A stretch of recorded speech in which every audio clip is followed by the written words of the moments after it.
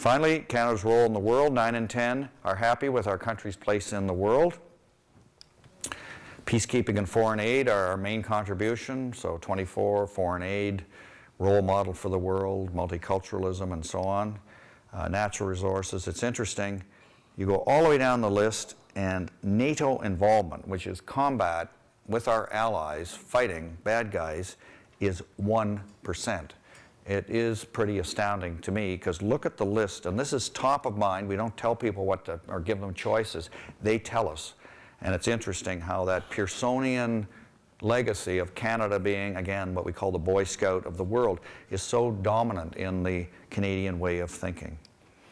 Peacekeeping is declining as Canada's top contribution to the world, as public adopting a broader view of engagement, so peacekeeping going to 24, but foreign aid and world example and multiculturalism, there are a range of things that people think. We did a big study called Canada's World 2 or 3 years ago, and we actually found that when it comes to foreign policy, the Canadians are our foreign policy. If you look at money sent by Canadians as remittances or to support NGOs abroad, totals well over $25 billion a year. CETA, our official granting agency, gives $4 billion a year. So when you've got 20% foreign born, 40% first or second generation, with people coming here and then feeling a sense of obligation to their home countries, it's astounding then Canada's presence in the world. But that's not our official policy, that's what Canadians are doing. And it's an unheralded indicator of how we're engaged with the world and how it's changing. Canadians are divided on whether Canadian international leadership has grown or declined in the past decade. You can see a great deal, 13%, somewhat 36%, but we're quite divided on whether we've grown or declined. This was asked before we lost our vote on the Security Council, so it may be lower than these numbers today. Canadians' opinion of the U.S. has become positive again under Obama.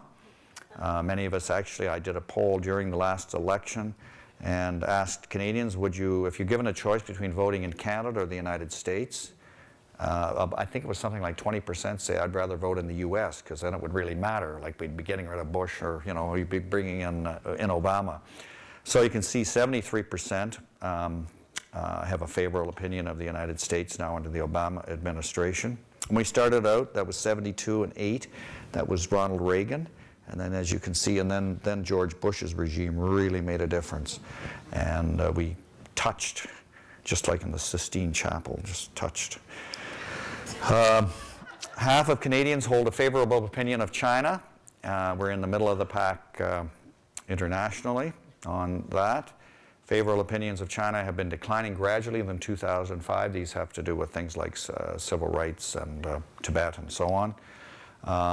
But 4 in 10 expect China will become more important to Canada than the U.S. over time. So 40% would say over the next 10 years, China will be more important to us than the United States. So we're confident, but we're not cocky. We're not scarred too much from the meltdown of a couple of years ago. We like our social welfare state, but think it should be more efficient. We are pretty cool with Canada's growing diversity.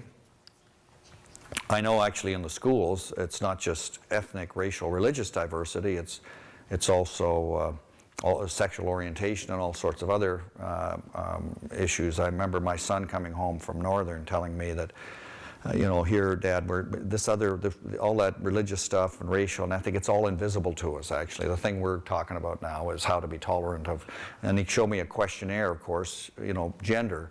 And it used to be M and F, like when I was like really young, and now it's 9 categories, and including mine, which is doubtful.